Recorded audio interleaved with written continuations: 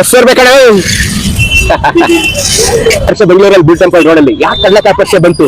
ಹಿಂದಿನ ಕಾಲದಲ್ಲಿ ಈ ಜಾಗ ಎಲ್ಲ ಬಸವನಗುಡಿ ಪೂರ್ತಿ ಕಡ್ಲೆ ತೋಟ ಇತ್ತು ಕಣ್ರಿ, ಕಡ್ಲೆ ಹೊಲ ಎಲ್ಲ ಕಡ್ಲೆ ಬೆಳೀತಾ ಇದ್ದು. ಇನ್ನೇನ್ ಕಡ್ಲೆ ಫಲ ಕೈಗೆ ಬರ್ಬೇಕು ಅನ್ನಷ್ಟರಲ್ಲಿ ಯಾವುದೋ ಒಂದು ಗೂಳಿ ಬಂದು ಎಲ್ಲ ಕಡ್ಲೆ ತಿನ್ಕೊಂಡು ಇಟ್ಟೋಗೋದು. ಬೆಳೆದವ್ರಿಗೆ ಏನು ಸಿಗ್ತಾ ಇರಲಿಲ್ಲ. ವರ್ಷ ಹಿಂಗೆ ಆಗೋದು. ಯಾವ ಮಾಯದಲ್ಲಿ ಬಂದ ಗೂಳಿ ತಿನ್ಕೊಂಡು ಹೋಗ್ತಿತ್ತು ಅಂತಾನೆ ಗೊತ್ತಾಗ್ತಾ ಇರಲಿಲ್ಲ. ಆಗ ಎಲ್ಲ ರೈತರೆಲ್ಲ ಬಸವಣ್ಣನ ಪ್ರಾರ್ಥನೆ ಮಾಡಿದ್ರಣ್ಣ, ಬಸವಣ್ಣ ನಿಮ್ಗೊಂದು ದೇವಸ್ಥಾನ ಕಟ್ಟಿಸಿ ಈ ಕಾರ್ತಿಕ್ ಮಾಸದಲ್ಲಿ ಕಡ್ಲೆಕಾಯಿಂದಲೇ ನಿಮ್ಗೆ ಅಭಿಷೇಕ ಮಾಡಿಸ್ಬಿಡ್ತೀವಿ, ನಮ್ಮ ಹೊಲಕ್ಕೆ ದಾಳಿ ಮಾಡೋದು ಬಿಟ್ಬಿಡ, ನಾವು ಬದುಕಬೇಕು, ನೀನು ಬದುಕಬೇಕು, ನಮ್ಗೆ ಬದುಕಕ್ಕೆ ಅನುಕೂಲ ಮಾಡ್ಕೊಡು ಅಂತ ದೇವ್ರನ್ನ ಕೇಳ್ಕೊಂಡ್ರು ಬಸವಣ್ಣನ. ಅವತ್ತೇ ಆಯ್ತು. ಅವತ್ತಿಂದ ಬಸವಣ್ಣ ಅವ್ರ ಒಳಗಡೆ ನುಗ್ಲಿಲ್ಲ. ಹಂಗೆ ಹೇಳ್ದಂಗೆ ದೊಡ್ಡ ಬಸವಣ್ಣನ ಸ್ಥಾಪನೆ ಮಾಡಿ ಈ ಕಾರ್ತಿಕ್ ಮಾಸದಲ್ಲಿ ಕಡ್ಲೆಕಾಯಿ ಪರಿಷೆ ಅಂತ ಮಾಡಿ ಅವನಿಗೆ ಕಡ್ಲೆಕಾಯಲ್ಲಿ ಅಭಿಷೇಕ ಮಾಡಿ ಅವನನ್ನ ಸಂತೃಪ್ತಗೊಳಿಸ್ತಾರೆ ರೈತರು.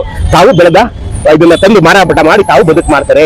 ಈಗ ಇಲ್ಲಿ ಕಡ್ಲೆ ಹೊಲ ಎಲ್ಲ ಇಲ್ಲ, ಹೊರಟೈತು. ಬಸವನಗುಡಿಲಿ ಬರೀ ಬಸವನಗುಡಿ ಮಾತ್ರ ಉಳ್ಕೊಂಡಿದೆ. ಕಡ್ಲೆಕಾಯಿ ಎಲ್ಲ ಕಡೆಯಿಂದ ಬರುತ್ತೆ, ಮಾಗಡಿ ಆ ಕಡೆ ಈ ಕಡೆ ಎಲ್ಲ ಕಡೆಯಿಂದ ಬರುತ್ತೆ. ಕಡ್ಲೆಕಾಯಿ ಪರಿಷೆ ನೀವು ಬಂದಾಗ ಬಸವಣ್ಣನ ನೋಡೋದು ಮರಿಬೇಡಿ, ಈ ಕಥೆಯನ್ನು ಮರಿಬೇಡಿ.